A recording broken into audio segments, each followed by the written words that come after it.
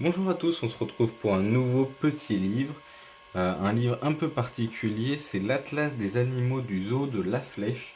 Donc je pense que ce sera une vidéo assez courte, mais je voulais le présenter parce qu'il est assez bien, que les animaux y sont bien représentés, et eux font des efforts, du moins sur tout ce qui est écologie, etc. Alors c'est le cas de beaucoup maintenant, mais c'est pas encore le cas de tous, donc c'est à noter. Voilà, la préservation de la flore et de la faune, pardon, par exemple. Donc là, on est sur la présentation du zoo. Ici, la présentation, le mot de la directrice. À gauche, on a des petites descriptions imagées. Hop, on va passer assez vite. Euh, Est-ce qu'il y a des choses intéressantes? Ah oui, il y a aussi des hébergements. Vous pouvez dormir auprès des animaux, du moins dans le même enclos qu'eux.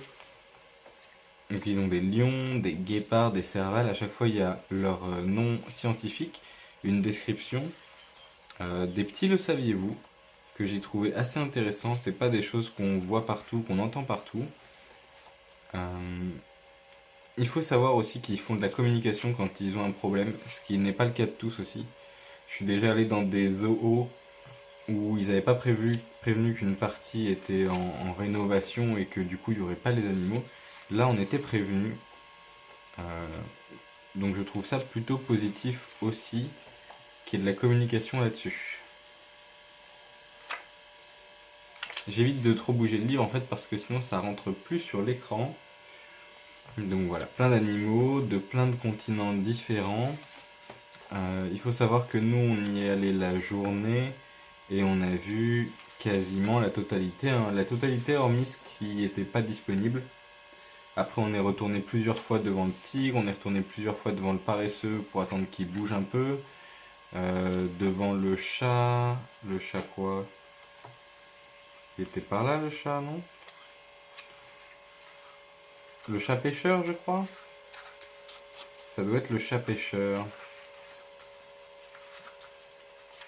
Mais alors où est-ce qu'il est? Si je le trouve pas dans les 2-3 prochaines pages, on passe, hein. Allez, hop. Bah le chat pêcheur aussi, on est retourné plusieurs fois devant. Mais en fait, beaucoup d'animaux nocturnes notamment, qu'on n'aurait pas vu autrement, quoi. À part en revenant plusieurs fois, difficile. Et ils vendent des gobelets aussi, des éco-cups, et truc étonnant, les éco-cups qui se vendent dans le parc sont plus beaux et moins chers que les éco-cups qui se vendent à la sortie du parc, qui sont d'une qualité moindre et qui sont, disons, beaucoup plus enfantins. Mieux connaître pour mieux protéger. Donc un petit côté sur la biodiversité, sur la protection des animaux, etc. Donc en Polynésie, protection des mammifères marins sur les côtes françaises, bonobo en République démocratique du Congo, faune africaine, faune des Galapagos, faune asiatique sur l'île de Sumatra. Euh, le zoo s'engage régulièrement depuis 2015. Développement des opérations in situ. Donc ça c'est tous des centres de recherche, etc. Avec lesquels ils travaillent également. Plein d'autres photos d'animaux. Liste des espèces végétales et animales menacées. Ça doit être ça. Ils sont très nombreux, forcément. Ça, on le sait tous, hein. Et si vous ne le saviez pas, bah, ils sont plus ou moins tous menacés maintenant.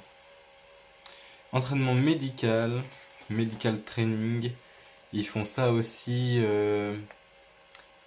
à la tanière, Ils font ça aussi à la tanière. Vous pouvez voir ça dans la vidéo de Joyka, si ça vous intéresse.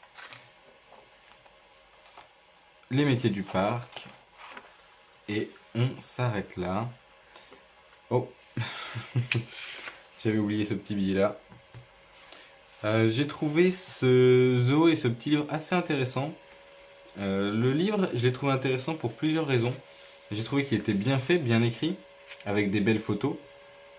Et surtout qui pouvait être adapté aussi bien à ceux qui sont allés au zoo qu'à ceux qui n'y sont pas allés. Dans le sens où quelqu'un qui est passionné par les animaux, il sera quand même content d'avoir ce petit livre-là.